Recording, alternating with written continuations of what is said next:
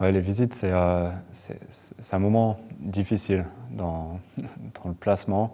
C'est un moment qui est difficile pour toutes les personnes qui sont impliquées justement dans ces visites. Donc que ce soit pour l'enfant concerné, aussi pour la famille d'accueil. C'est vraiment beaucoup de familles d'accueil vivent vraiment ça comme des moments pas faciles. Mais il faut aussi être conscient que c'est un moment qui est aussi difficile à vivre, souvent pour les parents qui viennent rendre visite justement à leur enfant. Et c'est un moment qui fait émerger les raisons mêmes, en fait, souvent du placement. Donc il y a des raisons pourquoi l'enfant est placé dans la famille d'accueil.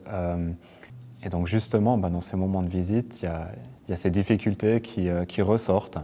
Et ces difficultés, elles peuvent agacer, elles peuvent énerver, ou elles peuvent aussi remettre même en question le sens même en fait de ces visites, parce que justement quand on est confronté à la difficulté de l'enfant de vivre cette rencontre avec ses parents, en tant que famille d'accueil, il y a cet instinct qui se développe de vouloir protéger cet enfant, et donc c'est normal de se poser la question, mais est-ce que vraiment il y a un sens là derrière?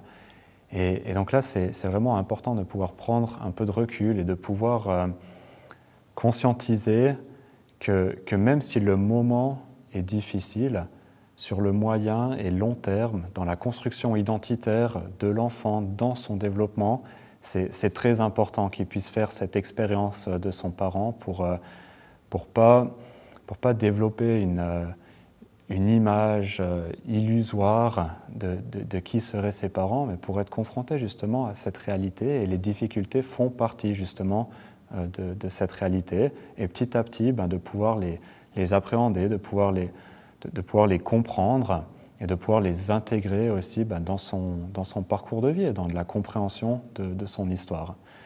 Et donc là-dedans aussi, on peut adapter le cadre de ces visites. Donc en tant que famille d'accueil, on observe certaines choses qu'on peut relayer à la personne qui est responsable de poser ce cadre, de poser les limites en fait, de ces rencontres, de ces visites.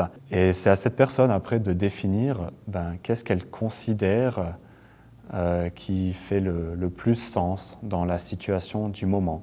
Et ce cadre, donc, il peut être adapté aussi. Il y a des mesures qui existent. Donc, pour autant qu'on fasse remonter les informations à la personne responsable de le poser, elle peut mettre en place, par exemple, des points rencontres ou des visites supervisées ou aussi des coachings.